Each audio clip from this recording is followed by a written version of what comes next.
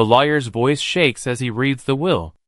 My siblings, Ava and Liam, sit across from me wearing matching smirks. Then the words hit like a truck. Michael Dan shall receive nothing. The room gasps. I stand frozen, staring at the papers in the lawyer's trembling hands. My mother won't look at me. She stares at her lap, picking at invisible lint on her black dress. Dad wouldn't do this. I stammer, my voice cracking. Ava leans close, her perfume choking me. She whispers right into my ear. Guess he finally saw you for what you are, nothing. My hands curl into fists. Liam chuckles under his breath. The lawyer clears his throat uncomfortably, shuffling papers. Everyone's watching me, waiting for me to break down. Instead, I turn and walk toward the door. My legs feel like concrete. Behind me, Ava says something to Liam, and they both laugh. That sound follows me into the hallway. My name is Michael Dan, and that was the moment I realized blood means nothing without loyalty. I pushed through the heavy oak doors into the rain, letting it soak through my cheap suit jacket. I need you to understand how we got here. My father, Daniel Dan, built everything from nothing. He started with a tiny hardware store on Maple Street when I was 5.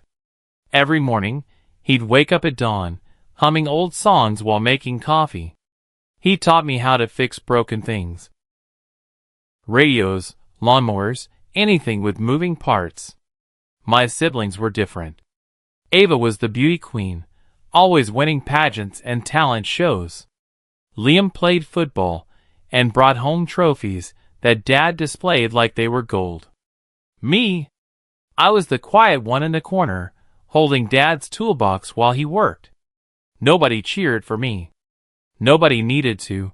I was happy just being useful. Dad would ruffle my hair and say, "You've got good hands, Michael." That was enough. But somewhere along the way, things changed. Dad's pride in me faded like old paint. Family dinners became performance reviews where Ava and Liam bragged about their achievements. I'd mention fixing Mrs. Patterson's furnace for free, and Dad would just nod, barely listening. The warmth disappeared slowly, like water draining from a tub. While Ava worked at a fancy marketing firm and Liam climbed the corporate ladder at some finance company, I became a mechanic. My hands were always covered in grease. My savings account had 3 digits, maybe 4 on good months.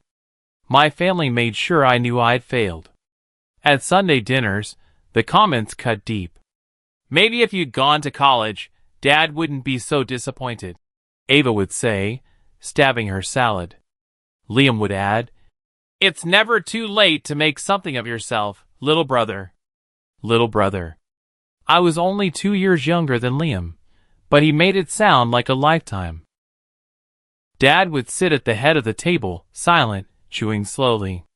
Mom would try changing the subject, but the damage was always done. I'd go home to my cramped apartment above the garage where I worked, staring at my ceiling, wondering what I'd done wrong. I loved fixing things. I loved the puzzle of diagnosing problems, the satisfaction of making something dead come back to life. But nobody cared about that. Everything broke the day Dad stopped calling me son. I remember it clearly. A Tuesday afternoon in March. I'd stopped by the house to return Dad's drill. He was in the garage, organizing his workbench. "Hey, Dad," I said. He turned, and his eyes were cold. "Michael," he said flatly. "Not son, just Michael." My stomach dropped. "Did I do something wrong?" I asked. He didn't answer, just went back to sorting screws.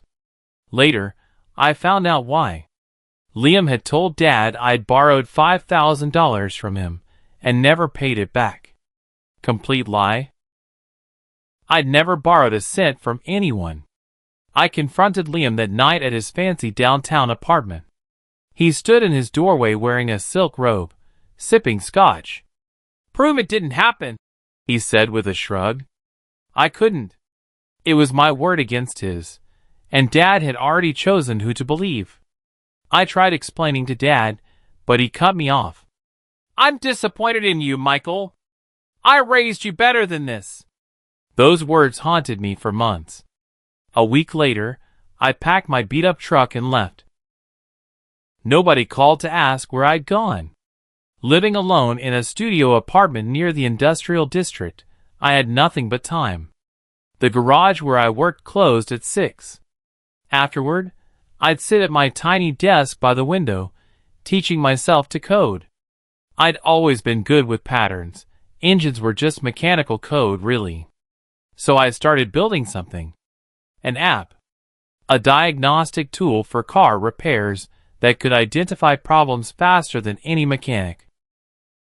I worked on it every night for months, fueled by gas station coffee and spite. Nobody knew. Not my coworkers, not my family, nobody. It was mine, something they couldn't mock or take away. The app started simple: basic engine diagnostics, common problems, suggested fixes. But I kept adding features, improving the algorithm, making it smarter. I'd test it at work on customer cars, tweaking it based on real-world results. My boss, an old guy named Frank, noticed I was diagnosing problems faster than usual. "You got some kind of sixth sense now?" he joked. I just smiled. Late at night, hunched over my laptop, I'd whisper to myself, "One day, I'll build something no one can take from me." 10 months after I started coding, I posted the app on a mechanics forum under the username Wrench Wizard. Within a week, it had 5,000 downloads. Within a month, 50,000. My inbox exploded with messages from repair shops, dealerships, even automotive manufacturers. They wanted to buy it, license it, partner with me. I couldn't believe it. An investor from California offered me $2 million for full rights. I accepted, but kept my real name hidden. The money hit my account on a rainy Thursday morning. I stared at my phone screen, watching those numbers, feeling nothing and everything at once. $2 million. I didn't buy a mansion or a sports car. I moved to a better apartment with actual heating, bought a reliable truck, and kept working at Frank's garage. I still visited Dad sometimes, hoping he'd soften, hoping he'd ask about my life. He never did.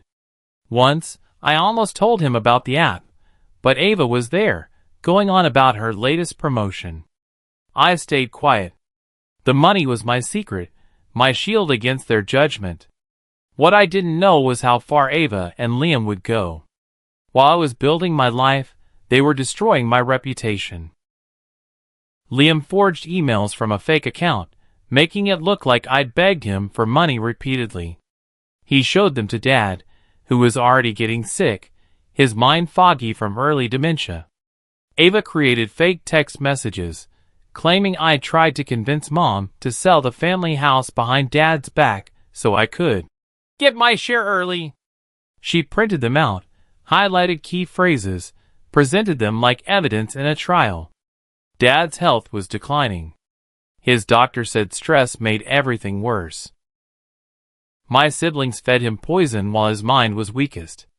They visited him every day, whispering stories, showing him their proof. Meanwhile, I called once a week, and Dad barely spoke to me. "I'm tired, Michael," he'd say. "I need to rest." I'd hang up feeling hollow. Mom knew something was wrong, but stayed silent. Years later, she'd tell me she was scared of Ava and Liam, scared they'd cut her off too. So she watched them lie and said nothing. I got the call about Dad being in the hospital from a nurse, not from my family. He collapsed at home, pneumonia and heart complications. I drove straight there, my hand shaking on the steering wheel. When I reached his room, Mom was standing outside, her eyes red. "He doesn't want to see you," she said quietly. "What?" "Mom, he's dying. He doesn't want to see you, Michael." Her voice broke. I pushed past her anyway. Dad lay in the hospital bed, tubes everywhere, his skin gray. His eyes were open, staring at the ceiling. "Dad," I whispered, approaching slowly. "It's me. It's Michael." He turned his head slightly. His gaze was empty, cold. "I trusted you once, Michael," he said, his voice raspy. "Never again." Those words hit harder than anything Ava or Liam ever said. "Dad, please, whatever they told you, get out." He closed his eyes. A nurse touched my shoulder gently. I left, tears streaming down my face. He died 3 days later. Nobody called to tell me. I found out from the obituary in the newspaper. The funeral was held at St. Augustine's Church on a gray Saturday morning. I stood in the back, wearing my only suit, the same cheap one I'd worn to the will reading later. Relatives I hadn't seen in years filled the pews. They whispered when they saw me, heads turning, mouths moving behind hands. My mother sat in the front row between Ava and Liam. She didn't turn around once. Ava delivered the eulogy. She talked about Dad's strength, his kindness, his dedication to family. She cried pretty tears that somehow didn't smudge her makeup. "He taught us that family comes first," she said, her voice trembling for effect. "He showed us loyalty, love, and sacrifice." I wanted to scream. Liam read a poem. People nodded, wiping their eyes. When it was time to lower the coffin, I stood far back, hidden behind a tall monument. I watched them place flowers on the casket, white roses, Dad's favorite. I had nothing to give him. As everyone walked to their cars, I stayed behind. I knelt by the fresh grave and whispered, "I'm sorry, Dad, for whatever you thought I did." I felt more alone than ever. After the will reading, I drove around for hours. My mind replayed everything: Ava's whisper, the lawyer's shaking voice, Mom's refusal to look at me. I ended up parked outside our old family house on Elderwood Avenue. The lights were on. Through the front window, I could see Ava and Liam inside, laughing. They were already moving in, already dividing things up. I sat in my truck, engine off, watching. Then I heard Ava's voice carry through an open window. "He probably can't even afford the gas he's wasting driving around." Liam's laugh followed. Something inside me cracked. Not broke, cracked. Like ice under pressure. I started my truck and drove home. That night, I sat on my couch, staring at my bank account on my phone. $7 million. After the initial sale, I'd invested smart. The app had been licensed, resold, and improved by others. Royalties kept rolling in. I'd started consulting on other projects under my alias. Money kept piling up while I lived in a modest apartment and wore thrift store clothes. They had no idea. And I was going to keep it that way. 2 days after the funeral, a thin envelope arrived in my mailbox. No return address. Inside was a single handwritten letter on Dad's personal stationery. My hand shook as I unfolded it. "Michael, if you're reading this, I've been told things I can't unhear. Your brother says you stole from him. Your sister says you wanted to sell our home. I don't want to believe it. You were always the good one, the one who helped without asking for anything. But the evidence. I'm old and sick, and I can't tell what's real anymore. If I'm wrong about you, if they've lied, I hope you forgive me. If I died believing these lies, please know there was always doubt in my heart. I'm sorry, I wasn't strong enough to fight through the fog. Love, Dad." I read it 7 times. Tears blurred the words. He'd known. Some part of him had known. But he'd been too weak, too sick, too confused to fight back against Ava and Liam's manipulation. I folded the letter carefully and put it in my wallet. It stayed there for years. That letter changed something in me. The hurt turned into something sharper, colder. Resolve. I didn't seek revenge. I just watched. Through mutual friends and old neighbors, information trickled in. Ava and Liam were already fighting over their inheritance. Dad had left the house, and his savings split between them, but there were unpaid property taxes they hadn't known about. The house needed major repairs, foundation issues, a leaking roof, outdated electrical. They argued over who should pay for what. Ava wanted to sell immediately. Liam wanted to rent it out. Their arguments turned into screaming matches that neighbors overheard. Mrs. Chen next door told her daughter, who told her friend, who told me at the grocery store. "They're tearing each other apart," she said, shaking her head. I nodded, saying nothing. I watched Ava's social media posts. Pictures of her new designer handbags, expensive brunches, luxury spa days. The inheritance money was burning through her fingers. Liam posted about his investment wins, his new car, his downtown condo. But I knew something they didn't. Dad's estate was smaller than they'd thought. The medical bills had drained most of it. They were spending money they didn't actually have. My phone rang on a Wednesday afternoon. Unknown number. I answered while eating lunch in my truck. "Is this Michael Dan?" a smooth voice asked. "Yes. My name is Harrison Cole. I represent Apex Construction Group. We're developing a smart building project, and we need someone with your expertise in diagnostic software." My fork stopped halfway to my mouth. "How did you get my number?" "We've been tracking Wrench Wizard's work. Your predictive maintenance algorithm is exactly what we need for construction equipment. We're prepared to offer you a consultation contract worth $1.2 million for 6 months of work." I nearly choked. I'd need to think about it. "Of course. I'll email details." He hung up. The email arrived 5 minutes later. It was real. Apex was a massive company. This wasn't just money, it was legitimacy, recognition, growth. I accepted the next day. My empire, as I had started calling it in my head, began expanding. More contracts followed. More projects. My alias became known in tech circles as the go-to person for diagnostic AI.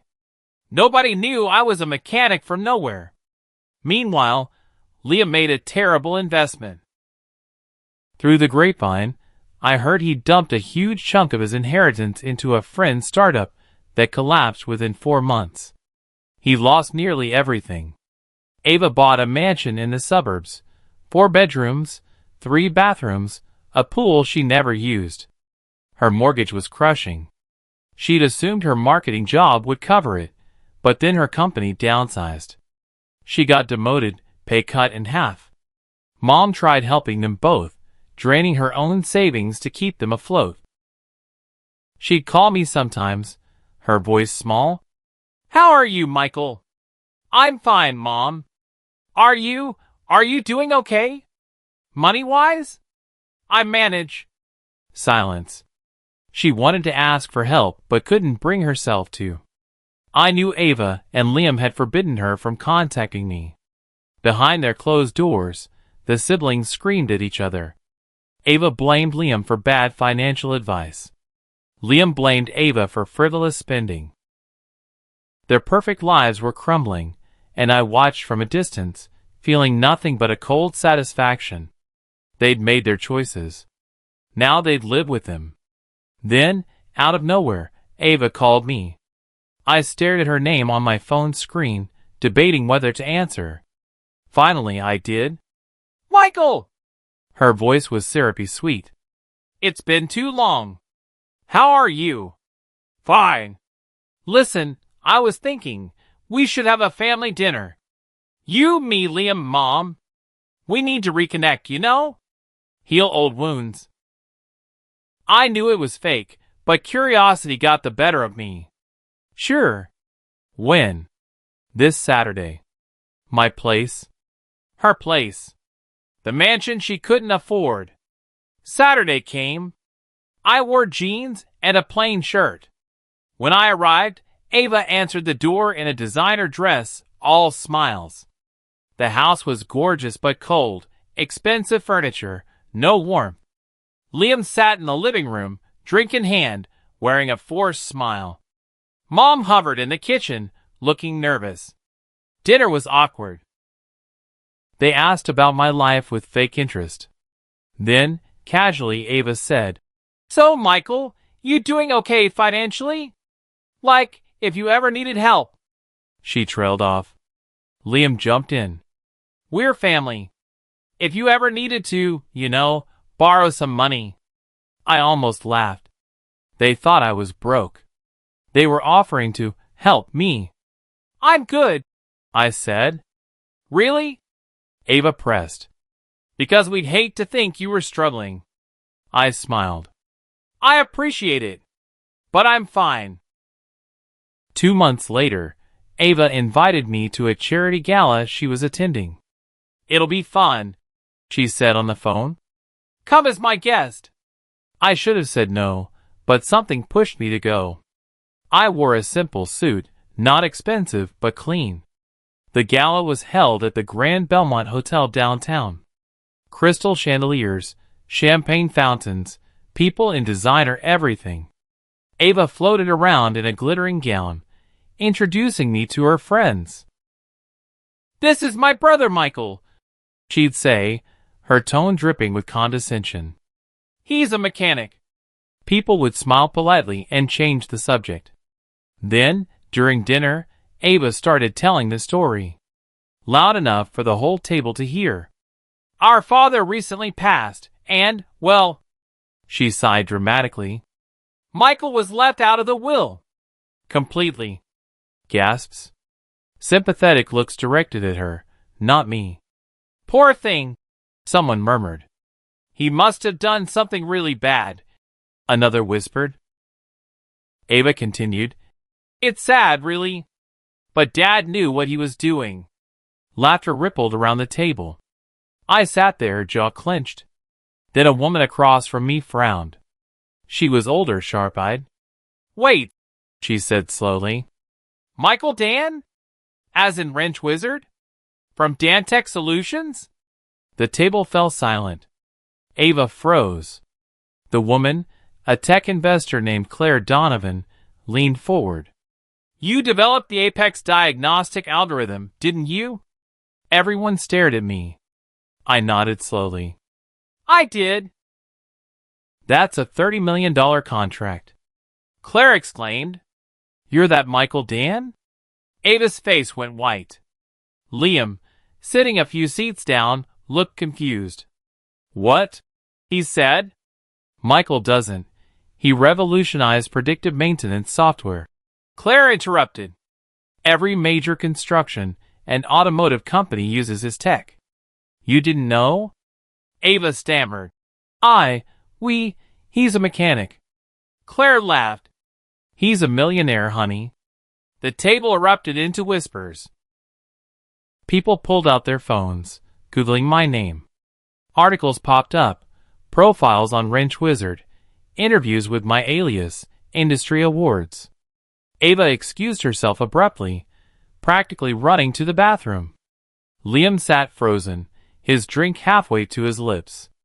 I stood calmly. "Thanks for dinner, Ava," I called out.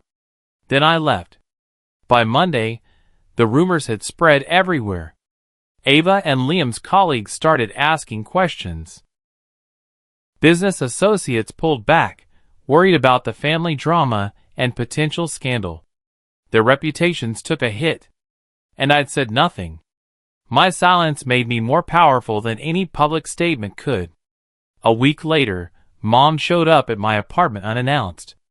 I opened the door to find her standing there, tears in her eyes. "Can I come in?" she asked quietly. I stepped aside. She walked slowly through my place, taking in the clean but modest furniture, the single bookshelf, the small kitchen. Then she saw my desk, 3 monitors, high-end equipment. She saw the framed certificate on the wall from Apex. "Michael," Her voice broke. Why didn't you tell us? I sat down on the couch. She sat across from me. Would it have mattered? I asked. She didn't answer right away. Finally, she whispered, I'm so sorry. I should have stood up for you. I should have questioned what Ava and Liam said. I was scared, and I failed you. I looked at her, really looked. She'd aged so much. Her hair was grayer, her face lined with regret. You chose them, I said quietly. I know. She wiped her eyes. I know I did. And I'll regret it every day. But you're my son, Michael. I should have protected you. We sat in silence for a long time. Finally, I said, I forgive you, Mom. She sobbed. I hugged her, and for the first time in years, I felt a small piece of my family come back. Meanwhile, Ava's life spiraled. Her mansion went into foreclosure. She couldn't keep up with the mortgage, and the bank seized it. She moved into a cramped apartment on the east side, the kind of place she used to mock. Liam's company went under after his bad investments caught up with him. He filed for bankruptcy, losing his condo, his car, everything. They blamed each other publicly. Social media posts turned vicious. Ava accused Liam of ruining their inheritance with terrible advice. Liam fired back, calling Ava a spoiled brat who burned through money. Their dirty laundry aired for everyone to see. Friends distanced themselves. Former colleagues avoided them. The family name became a punchline. I heard all of this through mutual acquaintances, through Mom's tearful phone calls. They're destroying each other, she told me one night. I don't even recognize them anymore. I felt a strange emptiness. I'd wanted them to face consequences, but watching it happen didn't bring the satisfaction I'd expected. It just felt hollow. Still, I didn't intervene. They'd made their choices, just like I'd made mine. One afternoon, my office door flew open. Ava stormed in, eyes wild. My assistant tried to stop her, but she pushed past. Michael! She screamed. You have to help us. I stood from my desk slowly. Ava, you can't just... We're family. She was crying now, mascara running down her cheeks. Please, I'm losing everything. Liam's bankrupt. Mom's broke from helping us. You have money. You have so much money. Just give us something. A loan. Anything. I stared at her. This woman who'd whispered nothing in my ear at the will reading, who'd mocked me at the gala, who'd helped destroy my relationship with Dad. Family doesn't betray, I said quietly. You made your choice when you poisoned Dad against me. When you lied and manipulated and laughed while I suffered. That was Liam's idea, she cried. I just went along. You went along. Exactly. You chose comfort over truth. You chose inheritance over integrity. She collapsed into a chair, sobbing. Please, Michael. I'm sorry. I'm so sorry. I know you are. But sorry doesn't undo what you did. She left without another word, shoulders shaking. Mom visited again a few days later. This time, she came with a confession. We sat on my small balcony, drinking tea. I need to tell you something, she said. I knew. Knew what? That the will wasn't your father's true wish. Near the end, when his mind was clearer, he told me he wanted to change it. He said he'd been wrong about you, that Ava and Liam had lied. He asked me to call his lawyer. She paused, tears falling. But I was scared. Ava and Liam threatened to cut me off if I helped you. I was terrified of being alone, of losing them. So I didn't make the call. And then he died. My chest tightened. Mom, I let them steal your inheritance because I was a coward, she whispered. I'm so sorry, Michael. I set down my tea. Part of me wanted to be angry, but I just felt tired. It's over now, I said finally. We can't change what happened. We can only move forward. She grabbed my hand. You're more like your father than any of them. You have his heart. I hugged her tight. Let's just live right, Mom. That's all we can do. I wanted to do something meaningful, something Dad would have been proud of. The old community center on Maple Street, where Dad used to volunteer, had fallen into disrepair. The roof leaked, the walls were cracked, the equipment outdated. I contacted the city council anonymously and offered to fund a complete renovation. $2 million. They jumped at it. 6 months later, the center reopened. It was beautiful. New gym equipment, art studios, a computer lab, a kitchen for cooking classes. The community threw a huge celebration. Local news covered it. And there, at the entrance, was a bronze plaque. In memory of Daniel Dan, built by his son, Michael. I stood in the crowd, wearing a baseball cap and sunglasses, watching people smile and hug and thank each other. Kids ran around the new playground. Elderly folks toured the upgraded facilities. Nobody knew I was there. Mom found me in the crowd. She hugged me without saying a word. That moment felt like healing. Not complete, but a start. Ava filed for bankruptcy officially. Liam faced legal trouble over unpaid debts. The family name, once respected, became tabloid fodder. Local papers ran stories. Dan family falls from grace. Siblings' greed leads to ruin. Reporters dug up their lies about me, the forged emails, the manipulation. Public opinion turned. People called them spoiled, ungrateful, cruel. Meanwhile, my name, my real name, finally public, became associated with innovation and integrity. Interviews rolled in. I did a few, keeping them focused on my work, never trashing my siblings. Family is complicated, I'd say when asked. I just want to move forward. That restraint made people respect me more. Ava and Liam, by contrast, avoided public appearances entirely. Liam moved to another state. Ava took a low-level job at a small firm, her fancy life completely gone. They'd lost everything they'd stolen from me, and more. The universe had balanced the scales in its own brutal way. I didn't celebrate their downfall. I just moved on. 2 years after Dad's death, I did something unexpected. I bought our old family house on Elderwood Avenue. Anonymously, through a shell company. Ava had sold it during her financial collapse, and it had bounced between owners. When I finally revealed myself as the buyer, Mom cried. Why? She asked. I'm going to restore it, I told her. Make it what Dad always wanted it to be. I hired contractors. We fixed the foundation, replaced the roof, updated everything. I kept Dad's old workbench in the garage exactly as he'd left it. I framed photos of him from when we used to fix things together.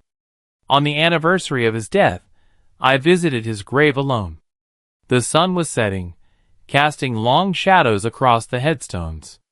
I knelt down and placed fresh white roses on the granite. I never needed your approval, Dad, I whispered. I just needed peace. And I finally found it. The wind rustled through the trees. For the first time since that awful reading, I felt whole. Not happy, exactly, but complete. Like I'd closed a chapter and started a new one. I stood, brushed dirt from my knees, and walked back to my truck. The future stretched ahead, uncertain but mine. A year later, I hosted a small gathering at the restored family house. Not a party, just a quiet afternoon with people who mattered. Mom was there, helping set up food in the kitchen. My old boss Frank came, marveling at how far I'd come. Claire Donovan stopped by, bringing her kids. A few engineers I'd mentored showed up. Even Mrs. Chen from next door dropped off cookies. We sat in the backyard under string lights as the sun set. No grand speeches, no toasts. Just warmth, laughter, genuine connection. Mom squeezed my hand under the table. "Your father would be so proud," she whispered. I smiled. "Maybe. But I'm proud of me, and that's enough." As people mingled and talked, I stepped away to the garage. I ran my hand over Dad's old workbench, the wood smooth and familiar. I could almost hear his voice. "You've got good hands, Michael." I did. And I'd built something incredible with them. Not just wealth or success, but integrity. I'd survived betrayal, rebuilt myself, and come out stronger. As I walked back to join everyone, I thought about Ava and Liam, wherever they were now. I didn't hate them anymore. I just felt nothing. They'd taken my inheritance. But in doing so, they'd freed me to find something better, myself. And that was worth more than anyone could ever give. Thanks for watching. Subscribe.